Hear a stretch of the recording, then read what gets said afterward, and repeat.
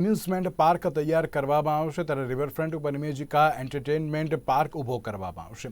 45,000 ચોરસ મીટરના પ્લોટમાં પાર્ક તૈયાર કરવામાં આવશે ત્યારે ઇન્ડોર અને આઉટડોર રાઇડ્સ અને સાથે વિવિધ આકર્ષણ ઉપરાંત એક મહાકાય વિશાળ ચકડોળ ઊભું કરવામાં આવશે। આ ચકડોળ દ્વારા લોકો રિવરફ્રન્ટ અને શહેરનો નજારો માણી શકશે। વિવિધ ગેમ અને મનોરંજનના સાધનો ઉપરાંત ફૂડ કોર્ટમાં હશે। આ પ્રોજેક્ટ કંપનીના આરંભમાં 30 વર્ષના ભાડાપટ્ટે આપવામાં આવશે। ત્યારબાદ કંપનીની કામગીરી સંતોષકારક જણાશે તો ભાડાપટ્ટાની મુદતમાં વધારો કરવામાં આવશે। ભાડાપટ્ટે દર વર્ષે કંપની દ્વારા અમદાવાદ મ્યુનિસિપલ કોર્પોરેશનને 45.65 લાખનું ભાડું ચૂકવવામાં આવશે। તેમાં દર વર્ષે 10% વધારો કરવામાં આવશે ત્યારે 2 વર્ષમાં પાર્ક તૈયાર કરવામાં આવશે। અમદાવાદ ગુજરાત તદુપરાંત ભારતમાં એક નામના ધરાવે છે। દેશના માનનીય વડાપ્રધાન જ્યારે ગુજરાતના મુખ્યમંત્રી હતા ત્યારે તેમની પરિકલ્પના નીચે સાબરમતી નદીની અંદર રિવરફ્રન્ટ તૈયાર કરવામાં આવ્યો, જેના બંને કાંઠે આજે નર્મદાનું પાણી વહી રહ્યું છે। હાલ રિવરફ્રન્ટ 11.5 કિલોમીટરનો છે। તેનું એક્સટેન્શન સતત ઇન્દિરા બ્રિજ સુધી થતું રહેતું હોય છે। રિવરફ્રન્ટ ખાતે ઇવેન્ટ ગ્રાઉન્ડ આવેલું છે જ્યાં ફ્લાવર શો થતો હોય છે। ફ્લાવર શો એને પણ દુનિયામાં નામના કમાવી છે।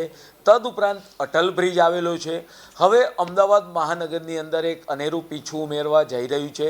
રિવરફ્રન્ટ ખાતે પૂર્વ બાજુએ અટલ બ્રિજની ત્યાં આગળ ઇમેજિકા કંપનીએ રિવરફ્રન્ટ ખાતે MOU કરશે। પરિણામે વર્લ્ડ કક્ષાની એમ્યુઝમેન્ટ પાર્ક અમદાવાદમાં રિવરફ્રન્ટ ખાતે જોવા મળશે।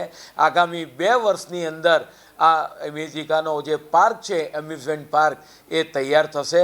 પરિણામે એન્ટરટેનમેન્ટની દ્રષ્ટિએ પણ અમદાવાદ એક હબ બનવા જઈ રહ્યું છે, જેની અંદર અલગ અલગ પ્રકારની જે ગેમ છે એ ગેમો એનો ઉલ્લેખ કરવામાં આવે તો અમેરિકાની ડેવ એન્ડ બસ્ટર્સ, મેક્સિકોની કિડઝાનિયા અથવા ફિનલેન્ડની સુપર પાર્ક જેવી આંતરરાષ્ટ્રીય બ્રાન્ડ કોલોબ્રેશન એ પણ આની અંદર એમ્યુઝમેન્ટ પાર્કની અંદર જોવા મળશે।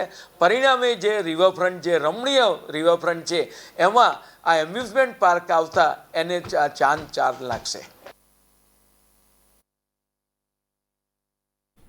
અમદાવાદ ખાતે વંદે ગુજરાત વંદે ભારત કાર્યક્રમનું આયોજન કરવામાં આવ્યું હતું, જેમાં 10થી પણ વધુ મહિલા